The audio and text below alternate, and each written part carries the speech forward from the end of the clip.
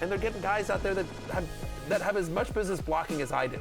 Some of these guys, some of these practice squad guys, they're not even good enough to be on a practice squad, and they're out there on the offensive line. We should recreate pros versus I was just fantasy football happy hour. Mathew trying to kind of stunt against CJ Uzama or whatever, and just try to get to the quarterback. That'd be quite good content. I'll tell you what would happen is he would hold me. Yeah. Because he can't help himself.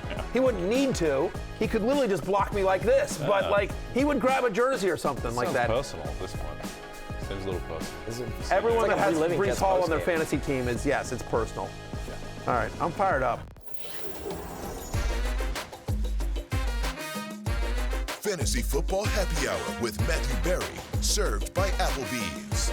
Happy Friday! Welcome to the Fantasy Football Happy Hour. I'm Connor Rogers alongside Matthew Berry and Jay Croucher. And in just a little bit, the renowned Denny Carter will join the show as well. I think he's just nouned. Yeah, I was going to say exactly. I think you're using the word I want to renowned. lead you kind of into another good bit here. Yeah, I'm just telling you. Nouned is exactly. Noun I don't know that Denny unless maybe renowned goes both ways. Yeah. Because renowned, I think you normally think positive. Yes. But maybe renowned also means negative. Yeah, just like notable. infamous. Yes. Almost like infamous. Yeah, there have been some bad figures in history who are renowned for Yeah. their crimes, See? like Denny Carter. It was fine. Exactly. Like there you go. I knew what I was Denny doing. Carter. Yeah. That's right. A couple swerves to get there. Listen, we got a lot to go through today. Wild dude. Thursday night football game in terms of news. Crazy Thursday night football game in terms of news. Denny will join us for the Regression Files. We'll look at what's on tap for the weekend, and of course, we'll close it out with our pickup line. So let's jump right into the Rotoworld player news from last night. And for all your Rotoworld player news, go to NBCSports.com. Joe Burrow with a hot start in the game, 11 for 16, 101 yards and a touchdown. But the bigger issue is, guys,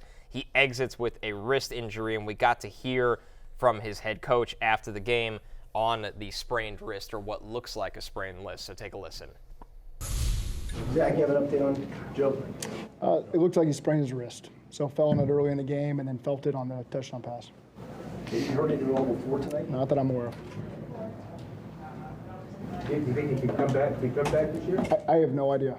All the information I have is 2 seconds worth. And then we went to go try to fight to win the game. That was Bengals head coach Zach Taylor, of course, and the Prime Video broadcast showed this video of Joe Burrow getting off the team bus, where you could see that hand, wrist area, and thumb is all wrapped up. The problem is, guys, Joe Burrow was not on the injury report. And, of course, he leaves the game very early with a significant injury to that area of his hand, thumb, wrist. Problematic. This will be investigated, obviously. And rightfully so. I'd be curious for Jay's opinion here. There's all sorts of fantasy implications, and we are a fantasy football show, so I don't want to get too far off the reservation, as it were, about this. But I will say that, again, sports betting is legal, and that I think that we would have had a different take on the Bengals prospects in terms of recommendations we made and money we placed in our own lives and for other people, had you known that Joe Burrow was dealing with a wrist injury. Right? You would adjust. Or even if you didn't adjust, at least you could say, okay, I knew that. There's a reason why the NFL requires its teams to report injury concerns. And so the fact that it wasn't reported at all, despite the fact that, and that video was prior to the game, correct? The prime video. That's him getting off the team bus to arrive at the game. Arrive at the game. So he's got a wrist wrapped coming into the game, and it's disappointing. We'll talk about the fantasy implications about the injury getting worse and everything like that, but how would you deal with, when you were in the betting industry, Jay, how would you deal with a situation like this? It's certainly frustrating, but it's also a weird thing with the NFL where we are accustomed to this, to you get your Wednesday, Thursday, Friday practice reports and injury designations and everything, but no other sport does this. A couple days ago, Giannis in the NBA goes from probable to just doubtful and then out of the game 30 minutes beforehand. In the NHL, it's just you have an upper body injury. That could be a respiratory illness or you have a fractured collarbone. They don't define what the injury is. Right. So, but because we've gotten accustomed to it in the NFL, because that is how they go about it, certainly it impacts the line. There's a lot of money bet on these games. It impacts fantasy, which is obviously a huge part of how people follow the NFL. So it's a strange one. I'm not sure, if I had, looking at the visual of the wrist thing, I don't think that's enough to move the line. But certainly it's impactful, and certainly in terms of live betting as well, the line went I absolutely mean, I'll just crazy. tell you, we talked about this yesterday on the game preview, on the Thursday night game preview, and I mentioned the fact that Baltimore's defense is really good, that I had Joe Burrow at QB 13, which is probably like the lowest I'd had him in quite some time, and that I was nervous about him. He wasn't on quote-unquote the hate list, but he was outside my top 10, and for texts that I got from friends like Howell or Burrow, I was like, Howell, stuff like that. But I do think had you known that, like fantasy players would have been like, oh, so he's on the road against Baltimore in a short week and his wrist is banged up? I'm going to go with Jared Goff or Sam Howell, whoever else you might have considered there. The difficulty is with, like, if he was shown as limited on the injury report, it's like, all right, well, what's the actual problem? Is this like Tom Brady showing up in the injury report every single week? Like, Josh Dobbs is on the injury report this week, but we all think Josh Dobbs is just going to be fine. Now, the rap makes it look a lot worse. So I don't really know what to do with this situation, but it certainly hasn't worked out great, and now it's the worst case scenario for the Bengals. Well, right, and so he suffers a more serious injury. Whatever level of injury he went into the game with that wrist, it gets worse during the game. He gets ruled out for the rest of the way as well. And so, I mean, for people saw them last night, but Connor, talk to people about what if Joe Burrow is going to miss a significant amount of time, and the positives are it's a Thursday night game. They've got 10 days until their game against the Steelers next week, which is suddenly very important for a Cincinnati season. But in terms of Browning, like, what kind of kid is this? A true game manager in every sense of the word. He had a huge career at Washington. He really understood how to get the ball out. He was very accurate in the short and intermediate area. He's not a guy that looks to push the ball down the field. I was surprised how much he was looking to move last night. That wasn't a massive part of his game, and obviously he was under duress and holding the ball a couple of times. So I think when they get T. Higgins back and obviously Chase is in this offense, this is a guy that can get the ball out and pepper guys with targets. I think what they lose to their offense is that explosive play breakdown ability that Burrow gives you where they can push the ball down the field, obviously. With Browning, there was a lot of consternation over not going for it on 4th and 3 towards the end of the first half at midfield because it's Jake Browning and because, you don't want to put this guy in this situation this early and don't know if Burrow's coming back. Like, that's not a reason not to go 4th and 3. That is the precise reason to go for 4th and 3, because when you have Jake Browning, you're less likely to win the game. You want more variance. You want the game decided on individual plays, not on lengthy drives where there's more chance for the Jake Browningness to surface. So they should have gone for it at that point, and then they don't go for it. They give it back to Lamar. He scores a touchdown, and it's game over effectively. Yeah, by the way, I like Jake Browningness as an adjective. I'll just say this. I thought for a guy on the road at Baltimore on a short week who probably got literally 0 reps in practice this week, or if he got any, he got like just a handful. I thought he looked okay. He's a capable quarterback. And then you think of their upcoming schedule, Steelers, then Jaguars, then Colts, then Vikings. Like, solid defenses, but nothing where you're like, I mean, the Ravens are the best defense he'll face in the next 5 weeks. Sure. If, again, and we don't even know. Burrow may be fine for next week. We don't know, but I'm just sort of speculating. I think you feel much better about Joe Burrow and the Bengals' offensive prospects than you do about the Ravens without Mark Andrews. Yeah. Also, he plays the Steelers next week. Mike Tomlin can't keep getting away with this. He was supposed to play Deshaun Watson and Joe Burrow. Now he's got DTR and Jake Browning. Look at the Steelers' schedule. There is a very real chance the Steelers will be 11-3. It's unbelievable. They go Colts, Patriots, Cardinals. I think of their 3 games after this. It's unbelievable. Yeah. Steelers might be like the 23rd best team in football, and they might be 11-3. It's like the Vikings last year. And once again, Mike Tomlin will get no credit for Coach of the Year. Yeah, exactly. He's never finished top 3 in voting for Coach of the Year. Top 5. Yeah, never been in the top 5. I mean, he should. Honestly, if he gets them to 11-3, he should really just win the award. They should stop at week 14 and just say it doesn't matter what happens the rest of the season. Anyway, Tomlin always absolutely crushes here. But as somebody who has an uncomfortable amount of Mark Andrews across my 17 fantasy leagues. You weren't happy last night. As somebody whose best bet yesterday was Mark Andrews anytime touchdown and Mark Andrews over on the receptions. I think, and the receiving yards. I think I went. He almost got there. I was going to say, came close to scoring. I felt really good about the bet, given how I thought Lamar would have a big game, which he did. I thought that Andrews would be a big part of it. Cincinnati has really struggled against tight ends throughout this entire season, and I was feeling really good. After the second, he's got, it was 4.5 receptions. He's got 2 on the first drive. This is cruising. He's almost halfway to his receiving prop as well. and then of course that tackle, and he's out for the year. And so yes, lost some money, lost my best bet yesterday, and of course all my fantasy teams are now in a hole. This is awful. My stupid selfish needs aside, I feel terrible. We love Mark Andrews here. He's a friend of the show. He's been on this podcast before. He drinks free today, by the way, at the happy hour. We hope for a speedy recovery for Mr. Andrews, for the Mandrews. But this is tough, guys, for this Ravens offense. I was a little surprised John Harbaugh just immediately ruled him out for the season with a high ankle sprain. Let's listen in on it. Yeah, let's listen in on Harbaugh after the game, speaking about the Andrews injury and the significance of it going forward. It looks like a season-ending injury, so our prayers will be with Mark. Nobody cares more about the team and being there for the guys than Mark Andrews, so this is going to be hard for him, but we're going to be there for him all the way. Form of a high ankle, but more than just a sprain, so I don't know any more details than that. Well, yeah, it was definitely a hip drop tackle, to your point, and it is being discussed. It's a tough tackle. Was it even necessary in that situation? The other one on the sideline, there's always plays that you send in to the league to have them look at and interpret for you. As we're going to see the tackle here, I mean, the problem here is, guys, like, football is played at such a high speed, and I get it. They don't want this tackle in the game anymore, the hip drop tackle here from Logan Wilson. Yep. The problem is when you talk to other defenders, and I know some of his own teammates today, Mark Andrews' teammates, said it's hard in those situations to avoid it at times. Right. Because a guy like Mark Andrews is so powerful, so strong, he's just sort of dragging you along with him.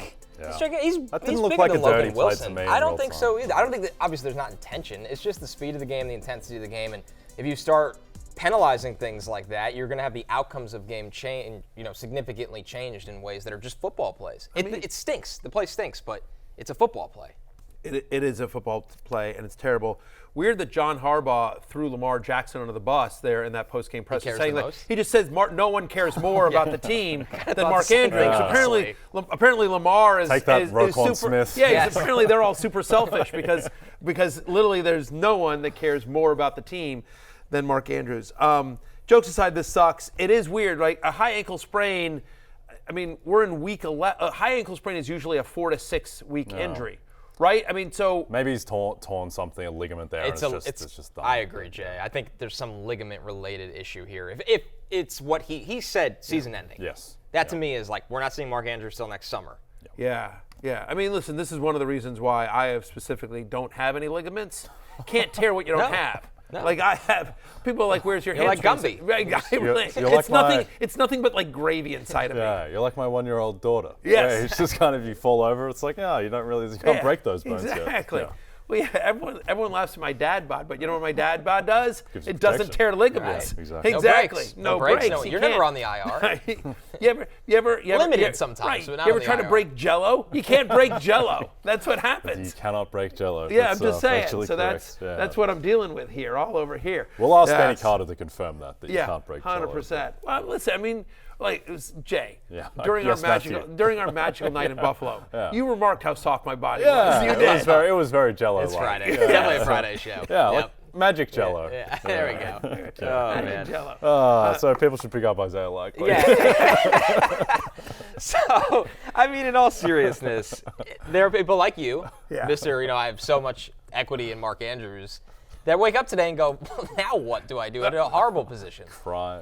Literally, you cry. I'm in 17 leagues, and I want to say that of the 17 leagues I'm in, our producer Dameon Dabrowski, producer Dameon is probably like in 12 of those 17, something like that. 10. I'm in an insane number of leagues with Dameon, and every league that I don't have Mark Andrews in, he does. Like between the two of us, it was just whoever heard the earlier pick in the 4th round, just boom, immediately, like it was just an auto pick for Mark Andrews. If you do have Mark Andrews,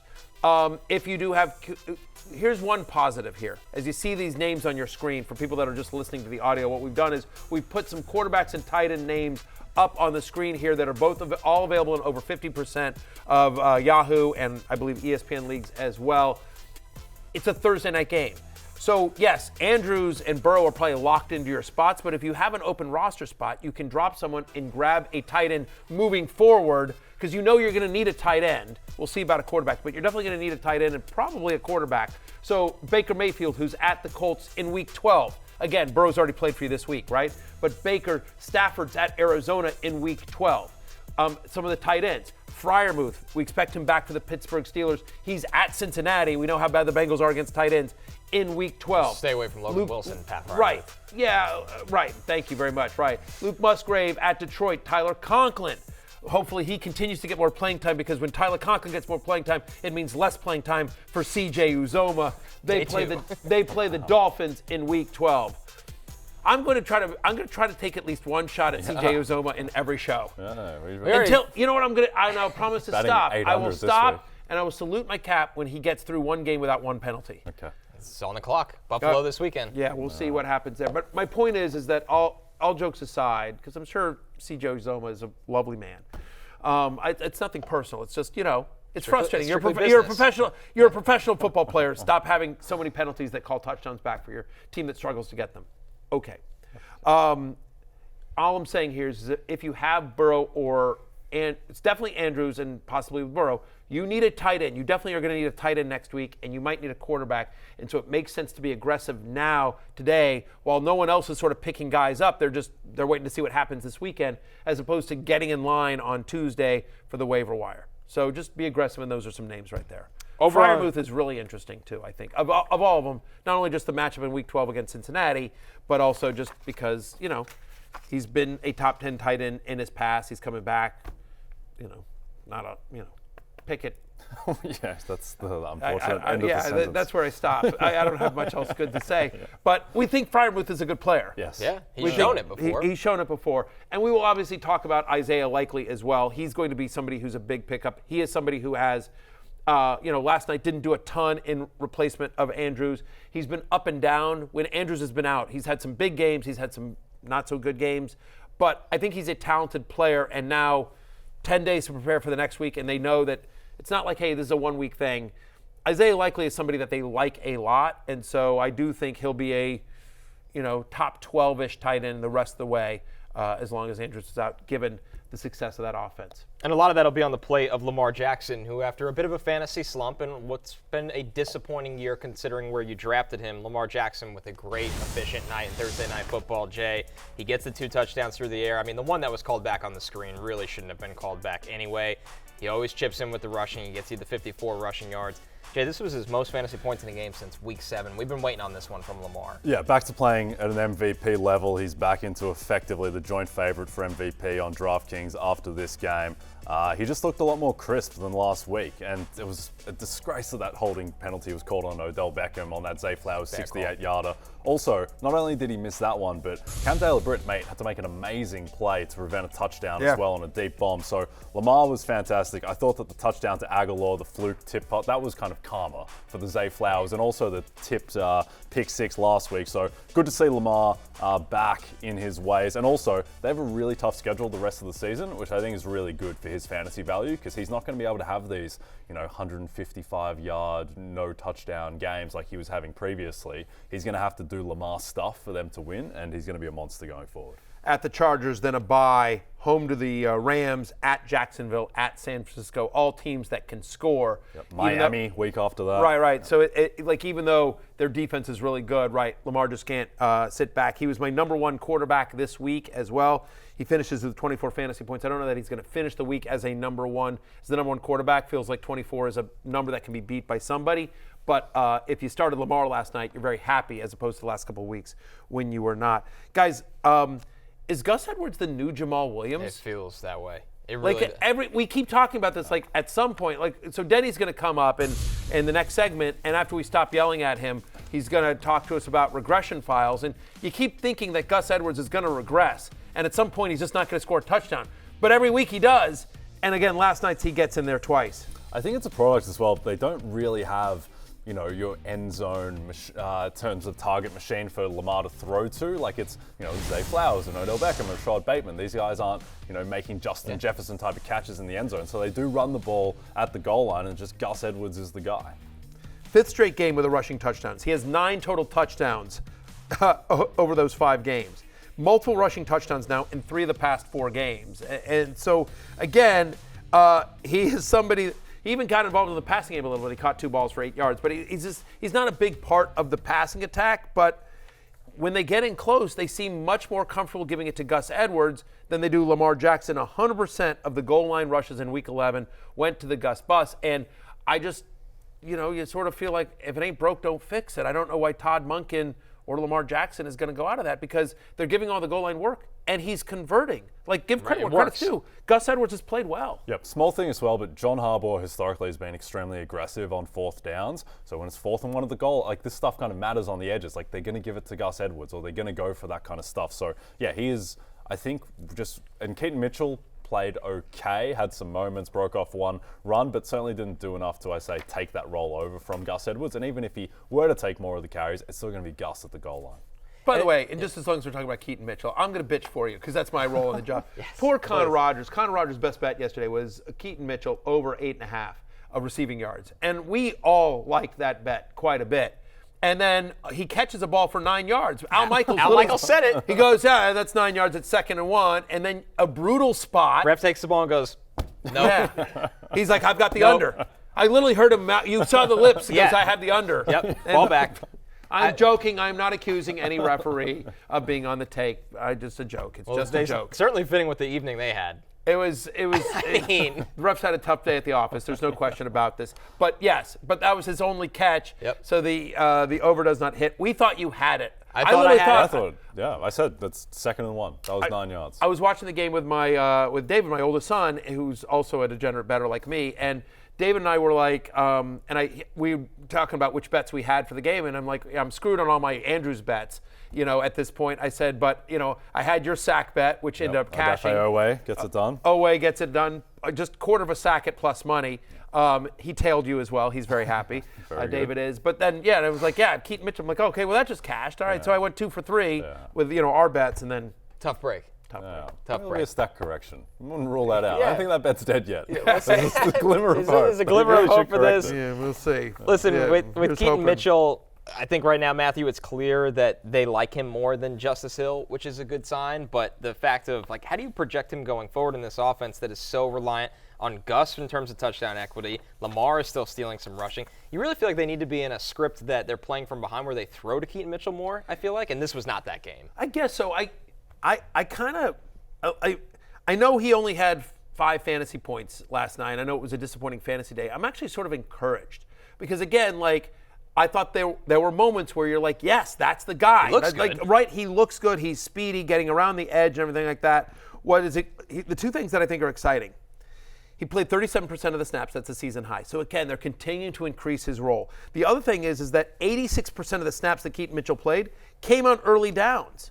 He played 3 third-down snaps, also a season high. But the fact is the fact that he was in the game on 1st and 2nd down for the majority of his snaps, almost 90% of the snaps he played last night were 1st and 2nd down. You feel like, okay, they don't just see him as this third-down specialist. They don't just see him as kind of some passing down guy. And so we all agree on the talent.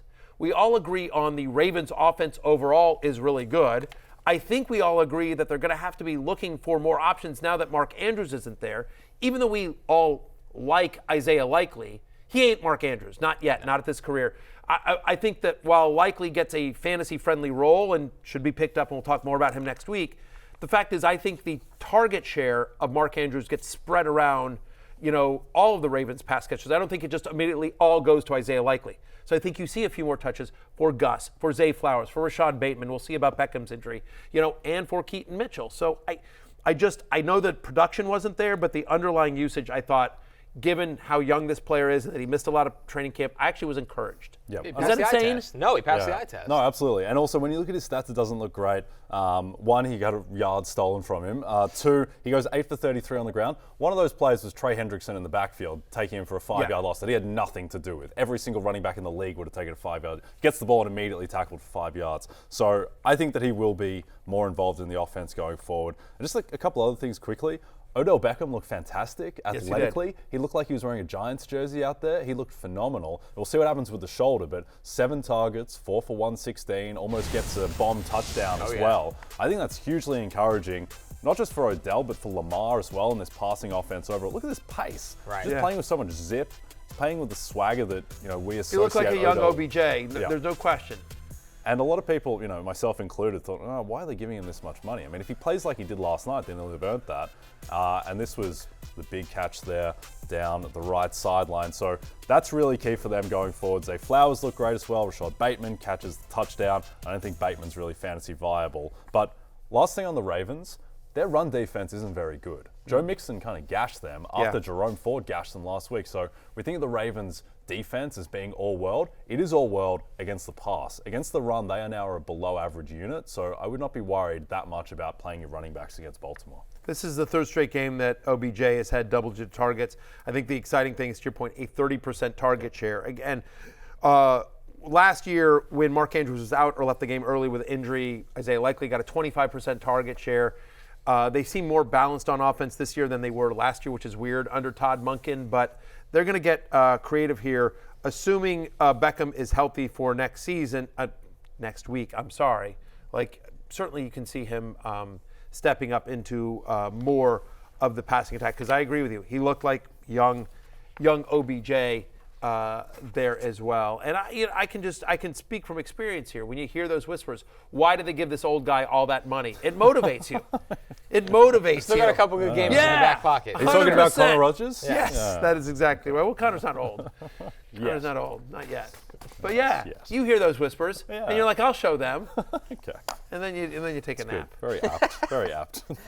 All right, let's jump away from Thursday Night Football and into the injuries we're tracking going into the weekend. Tyler Lockett did not practice again with that hamstring. We've seen this from Lockett before, so keep an eye on his Friday status for the game. Don't panic yet.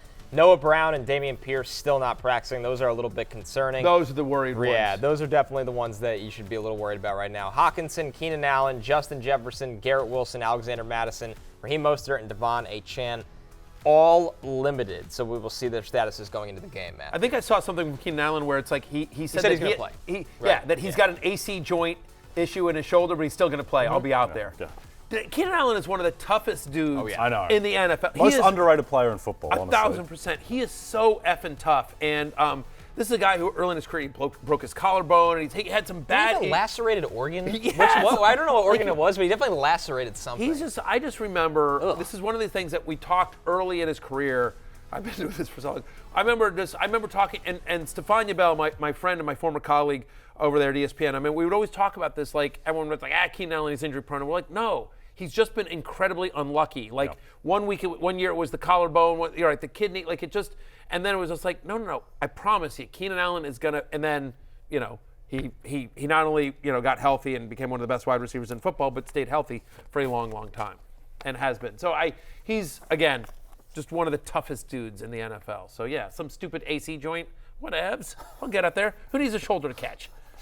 That's exactly what Keenan Allen sounds like. Exactly. Just here. This one's down, but look, I got one arm. I got one shoulder that can go up. That's all you need. to bring in Denny Carter after that. Well, he's coming. Are you sure? Yeah. Might have been watching. I'm very bitter about Deontay Johnson. Again, he's the reason I'm out of 2 different guillotine leagues. So you're going to say Denny Carter. And Denny Carter. Well, because Denny Carter could not stop shutting up about Deontay Johnson. Just kept carping for him and and I was just like, okay, I was a little nervous, but I own my own decisions. Yeah, it's all about the man in the mirror. It is the man in the mirror. I made the decision. I also set the line for Denny using the word funnel at 15.5, and I took the over. Yeah. What do you think about that? In an hour-long Q&A on YouTube, I set the line at 15.5. Is that a good line? You tell me. It's pretty high. It's pretty high, but he does say funnel disproportionately for a regular human being.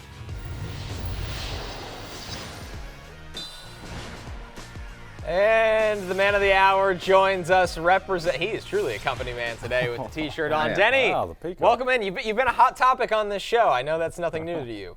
Yeah, listen, I'd like to publicly apologize for Kenny Pickett, first of all, who let us all down, I think, with Deontay Johnson. And Mathew, he checked with me 2 or 3 times. He said, are you sure? Are you sure with Deontay over Bijan? And he didn't know, for some reason, that I'm a Tyler Algier dead ender. Okay, you got to know that about me. Yeah, no, like I was nervous about Arthur Smith. I've been ranting about Arthur Smith, and I've just like I could just see him getting cute. And Tyler Algier, and it was against Arizona, and I'm just like, I could just see Algier getting the first touchdown, and then Arthur Smith being like, I'm going to ride the hot hand, and you see, Algier is good. Shut up, all you Bijan Robinson truthers. And Deontay Johnson, to your point, he'd been a top 10 wide receiver, I think, for 3 straight weeks, massive target share. Guillotine leagues are all about floor, and so I felt like the floor on Deontay Johnson was better than Bijan, who could have a bigger game, obviously, but also a lesser game because Arthur Smith is crazy.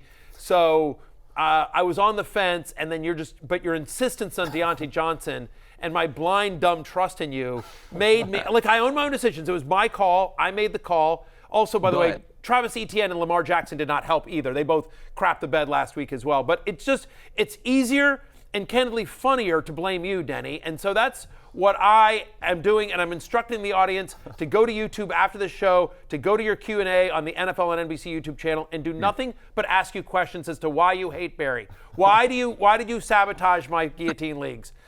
With a smile. I did it. I was sent by your league mates into the studio to give you bad advice. I want you to know that. Yeah. Hey, that Denny, makes sense. while you're apologizing for Kenny Pickett, I'd also like to apologize for you. In that video, I said that you use the word funnel disproportionately for a regular human being. You're not a regular human being. Not even close. You're a very special human being. So Thanks, man. I do say funnel a lot. I'm going to try to avoid it today. Yeah. Oh, no, you're skewing the line. No, lean into the No, Denniness. you should lean into it. You should Sorry to the overbetters. Yeah, exactly. Yeah, everyone, like 90% of bets are on overs. Yeah, come on, now everyone's taking the over on 15.5. Like, just lean into it, for the love of God. No way. Denny joins us every single Friday for the Regression Files. To read the full article, go to NBCSports.com. Players who are overproducing or underproducing based on their workload, playing time, and opportunity. Denny, let's start with the negative one this week. Who are you looking at on that side of things? George Kittle, because man, he is getting away with it like nobody else. Okay, I'm gonna try not to bore the audience with all the metrics, but let's just say that George Kittle is really getting by with like elite tight end 1 production, sometimes on 3 or 4 targets. Last week, 4 targets against the Jaguars, 116 yards and a touchdown, thanks to that, pseudo Hail Mary that Brock Purdy threw up. And we're going to give him all the credit. Okay. I'm not, this is not a shot against Brock Purdy, who may be overrated, but he threw it up. Kittle caught it, went for the touchdown. This has happened several times this year. Kittle has 4 or fewer targets in 5 games this season. It just can't last. So what I'm saying is, be careful about who you start Kittle over. I think if you have a guy like Dalton Schultz, who has, I think, a much safer PPR floor, I think you lean his way, because Kittle is not commanding targets the way he has. His route running is a little bit down. And this Niners offense, as we know, wants to be super run heavy. That all goes against Kittle. Barry, you were very skeptical on Kittle coming into the season, and kind of plays to what Denny said about this week. He's the tight end equivalent of Mike Tomlin, who also keeps getting away with it. We all love, by the way, we love George Kittle here. He's been a guest on the show. He's he's a friend of the podcast, and we love Mike Tomlin. But yes, both have had more success than they should, given the Kenny Pickettness of it, or just the lack of targets, as you will, for George Kittle. I do have him as a top 3 play this week against Tampa Bay, which I don't think is a particularly imposing defense. I think Purdy and the entire passing offense. But I understand what you mean, which is that like Kittle might be a sell high, whether it's this week or next week. You're right. He cannot sustain this level of fantasy production given his role in the offense. The fact that Debo is back healthy as well, right. with everyone back there, I think that's a bit of concern. Yep. Firstly, Denny, Debo makes all the. I'm sorry to interrupt you, but Debo makes all the difference for Kittle. Go ahead. Sorry. Yep, yeah. Absolutely. Firstly, unbelievable pot shot at Brock Purdy on your way out there, the leader in the NFL in passer rating, QBR, and EPA per play. But Denny's mean. Denny's smiley, so you think he's nice, but he's not. Doesn't like production. He doesn't like production from the quarterback position, and he never has. He doesn't like production. He doesn't like button-down shirts. No. He doesn't like me. Honestly, when you think about that, there's a lot of he's a hater, is what he is, Jay. He's a hater. I'm a hater. Yeah, no, I tend to hate everything, so you're right about that. He's got Odell Beckham in his bad regression section after we just talked about how much we love OBJ. But another guy that you don't love, Denny, is Courtland Sutton, fresh off of his 1 in 1,000 touchdown pass that he caught from Russell Wilson on Monday Night Football. But you think he's unsustainable because of his touchdown production inside the 10. Yes, I mean, really, really quite productive, quite efficient inside the 10-yard line. All of his touchdowns this year have come on 9 targets. I think 8 touchdowns on 9 targets inside the 10. I'm going to run the numbers real quick and tell you that probably can't last. And also, the Broncos over the past month have turned into an ultra run heavy, not going to say funnel, offense. And that's not good for Judy. It's not good for Courtland Sutton. It's great for Javonte Williams, who's just going to be, I guess, ridden as a workhorse, as a centerpiece of this Denver offense going forward. So I don't think that you can look at Courtland Sutton's recent production, although he did have a pretty good target share, I will say, against Buffalo last week. I don't think you can look at that and say, okay, this is what I'm going to get projecting forward in this Broncos offense. All right, Denny, let's look at a more positive side of things. Who's a positive regression candidate for this weekend? Yeah, man, it's the cover guy on the Regression Files. It's Chris Godwin. And look, I didn't go into this exercise this week thinking, oh, I'm definitely going to highlight Chris Godwin. But Mike Evans, as I outlined in the Regression Files piece, Mike Evans is not dominating air yards and target share in this Tampa offense the way I thought he was. And honestly, Chris Godwin has gotten very unlucky. He's been tackled inside the 3-yard line 3 times this season, including 2 weeks ago. And last week, he led the team in air yards. I think that he's going to see a lot of volume in this game against the Niners in Week 11 because the Niners are I'm going to say it. They're a pass funnel, folks. They're a pass funnel. Ding. And the Bucks are a pass first team. You know, whether they like it or not, they are, because Rachaad White not been very good. Nobody else is very good in that backfield, so they've had to drop back a lot. I think you can lock in, I don't know, 40 plus dropbacks for Baker Mayfield this week. That should be great for Evans and Godwin. Barry, how about a positive regression candidate for you? So I read Denny's article. I hate read it every single week. Like, this guy. But you know, he brings up one good point, which is only one. No, many good points. You should read the article, but hate read it like I do. 3 good points. Yeah. Tony Pollard, who is of course the cover boy on the Rotoworld Fantasy Football Draft Guide magazine. It has not been a banner year for Tony Pollard. I forget who. Was it you? No, Denny, who was your recommendation to me for my ride or die? Somebody recommended Tony Pollard to me. It was not me. I recommended Anthony Richardson. Okay, yeah, that would have been a good one. That actually, I mean, obviously Maybe injury, Kyle? but Maybe might have been Kyle? Kyle Dvorak. Yeah, I think it was Kyle Dvorak actually. Bad call by Kyle. Just catching strays here. Poor Kyle. But here's the thing. Tony Pollard is too good, and he's getting too many opportunities. I don't know that it's necessarily this week. Again, I am at running back 6 this week. I still believe in Tony Pollard going against a Panthers defense that has allowed the most rushing touchdowns to running backs, the 2nd most fantasy points to opposing running backs, the 3rd highest rush EPA, the 3rd highest rush yards after contact per attempt. Like, it's an unbelievable matchup. Only Christian McCaffrey has more inside the 20 rush attempts than Tony Pollard. Like, so he's getting the opportunity, just for whatever reason, bad luck, bad blocking. He just hasn't been able to cash that in. He is too good. This offense is rolling too well in Dallas that's not sustainable. He will start getting into the end zone sooner rather than later. So I thought it was going to start happening last week. I think it happens this week. Even if it doesn't happen this week, I think it's going to happen eventually. I'm with you, Denny, on Tony Pollard getting better. I mean, it has to happen. I know we said that this last week against the Giants. Okay, Giants are a pretty bad run defense, but Carolina is pretty much in a tier by themselves as far as bad rush defenses go. Okay, again, not going to bore you with the metrics, but the metrics point to possibly the worst rush defense in the league over the past month. I think that if Pollard can't get it done against the Panthers, it's a disaster. And also we have to say Mike McCarthy comes out and starts talking about Rico Dowdle a little bit this week. I don't know, guys. I'm a little bit hesitant, but it's got to happen. If Tony Pollard can't get it done this week, I'll say this. If Tony Pollard can't get it done this week, Mike McCarthy should be fired. You're fired on a 7-3 team. Yes. Yeah. I don't care that they're 7-3. I don't care that the offense that Dak has looked better than he ever has in like 3 years. Mike McCarthy should be fired. Yeah, he's turned Dak into an MVP candidate. He should be fired. He should be fired. Yeah. He should be fired without I wasn't thought. ready for that. And Yes. That's surprising. I thought it would be like, maybe you're worried about starting Pollard. No. Maybe No. they should change the run game schematically.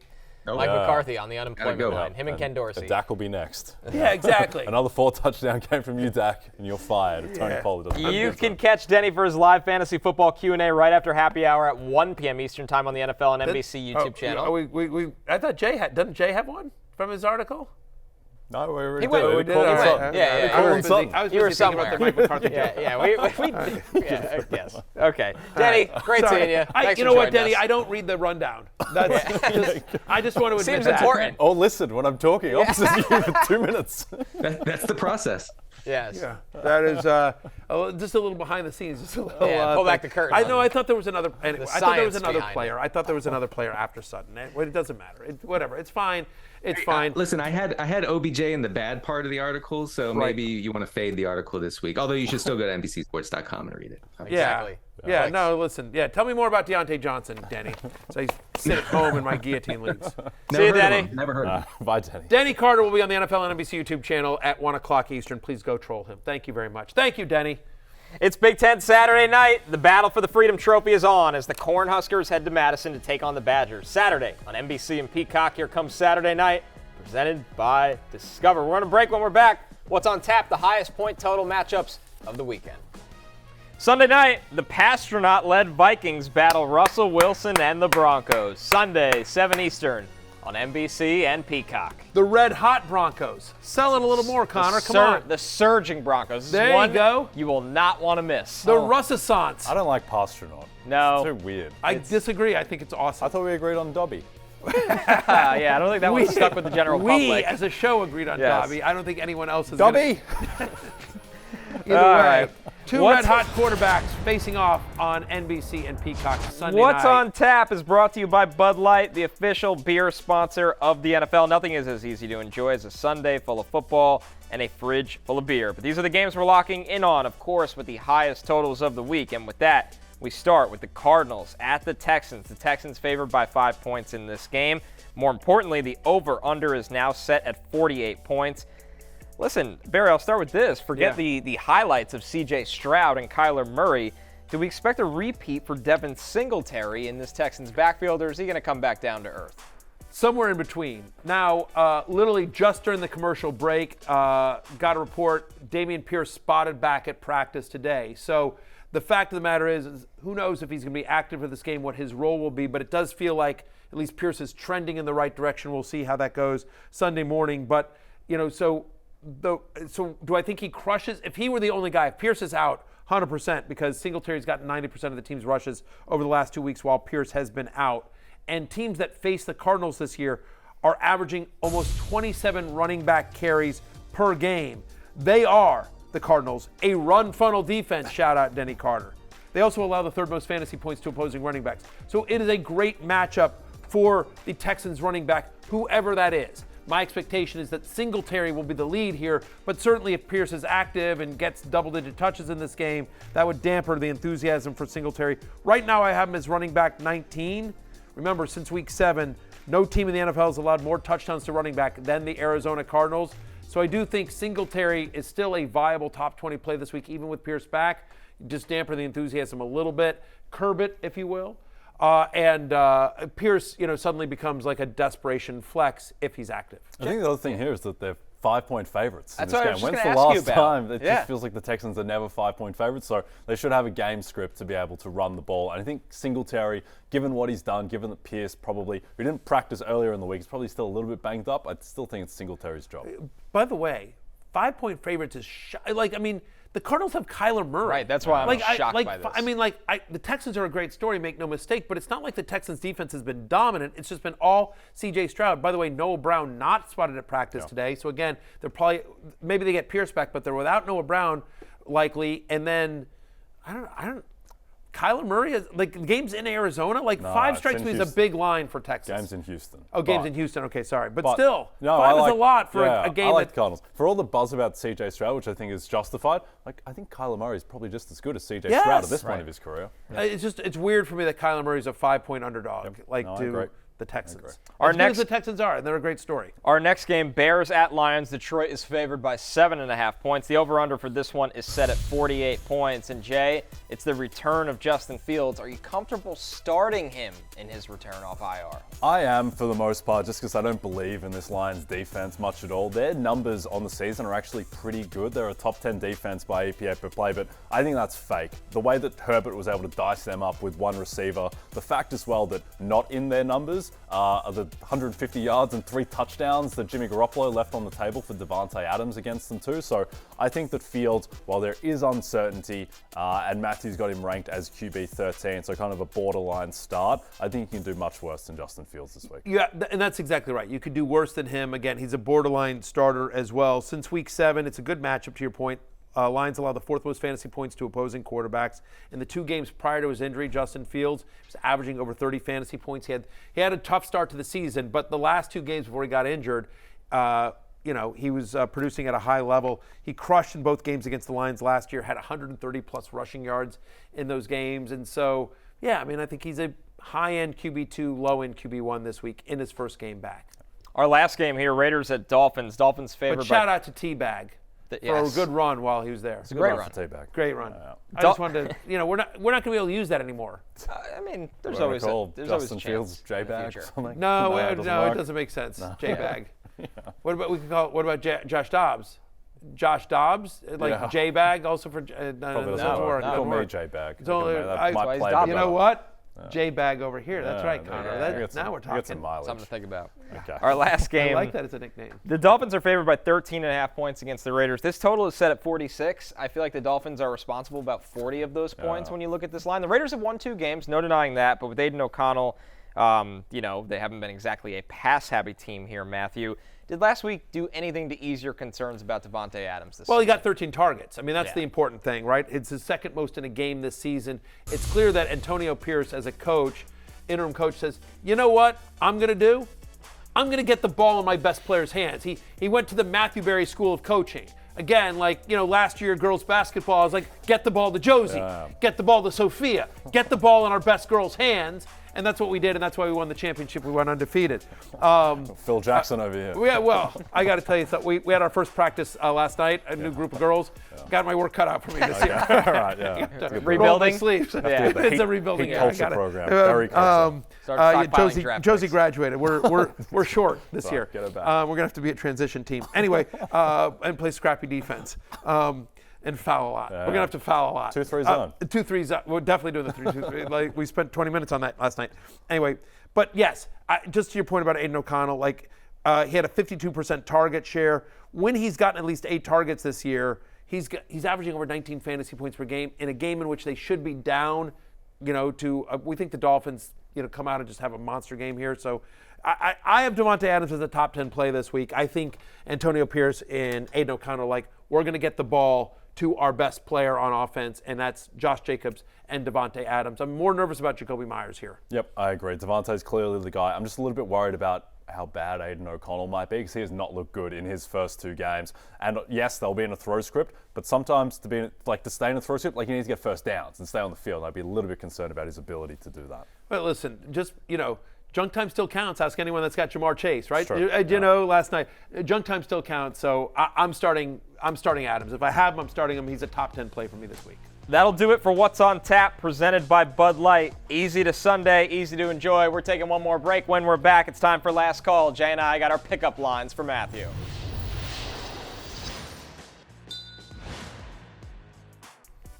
Don't forget, on DraftKings Sportsbook this season, new customers can bet $5 and pocket $150 in bonus bets instantly, plus all customers can get a no-sweat same-game parlay every day.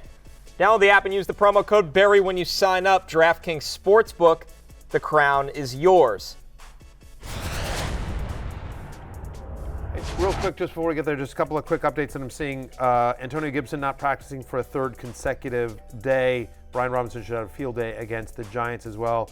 McDaniel said very optimistic about Achane's availability for Sunday, but needs to get through practice today, so not 100% certain. And Saleh kind of said, quote, we'll see on Garrett Wilson playing Sunday. Quote, there's a couple of hurdles he has to clear, unquote. That's from Zach Rosenblatt on X. So That's a big one. that is indeed. There's no one else to throw to, No, by the way. no. I'll tell you. No, exactly. Lazard Doesn't it'd be catch. fine. It doesn't catch. CJ Uzama. CJ was Uzama, catch. all of a sudden, here's your chance of redemption, CJ Uzama. Tyler man. Conklin about to have 100 yards. Before we get to pickup lines very quickly, I need a ruling for you on this. Like, normally I am against people coming up with their own nicknames. In the case of Penn State Blake, it actually worked. Like, he came up with that himself, but it actually worked. Did he really? He did. I thought we just naturally called him that, hailing He from came Penn up with State. himself, and I normally don't I like do people- like that one. Right. But I'm kind of digging J-Bag over here. Straight out of the monster. No? Give me the weekend. All right, Give me the weekend. Let's workshop it. If, Do me a if favor. Garrett Wilson plays, I might be more, Fair enough. accepting. It has an to amazing origin story. We wanted to keep saying Tyson Bajan's stupid nickname, so we called me J-Bag. J-Bag. Yeah, that's pretty good. This origin story is what matters. It's Exactly. that time of the week. All Our right. pickup lines for Mathew. Jay, what do you got this week? We say it every Yeah. week. This is the segment, I think, when it comes to our bets that we do the best at.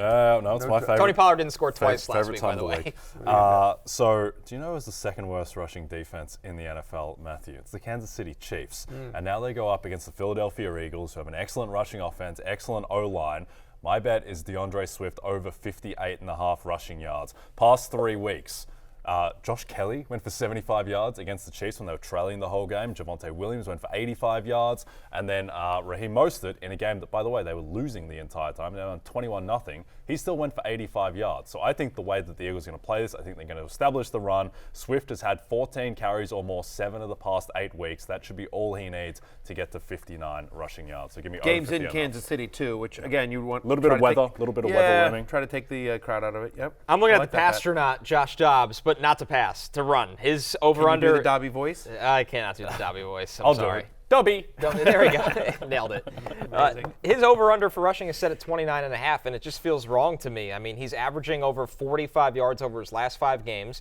44, 66, 26, 43, 47. Very consistent. More importantly, he's averaging 7 rush attempts. This is part of Josh Dobbs' game now. It wasn't the last couple of years. Now he's a guy that consistently will look to run 7 times a game. I think he gets to at least, I think it's the last week that it's in the 20s. It doesn't make sense to me. I actually like both bets quite a bit. I would bet both of them.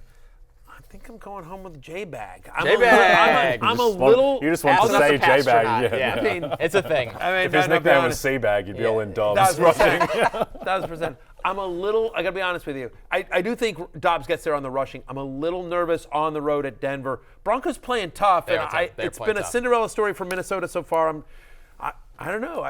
Denver's red hot, and defenses get up in prime time. I don't know. I think Broncos win. I think And Broncos, cover. yeah, it's going to be a tough one. Hey, it's closing time. You don't have to go home, but you can't stay here. For J-Bag and Connor, I'm Mathew. Also, thanks to Denny. We'll see you on Sunday morning for pregame. Peace out. Hey, it's Mathew Berry from NBCSports.com and Rotoworld.com. And I want to thank you so much for watching whatever it is you just watched. Or if nothing else, being too lazy to click out of the autoplay after this video started, after whatever it is you actually wanted to watch finished. But now that you're here, I'd like to take a moment here to ask you respectfully now, okay? I'm asking you respectfully to subscribe to the NFL on NBC YouTube channel. You'll get the latest Rotoworld fantasy news headlines, all sorts of great shows, including my own Fantasy Football Happy Hour. So go subscribe now. Again, I'm asking respectfully.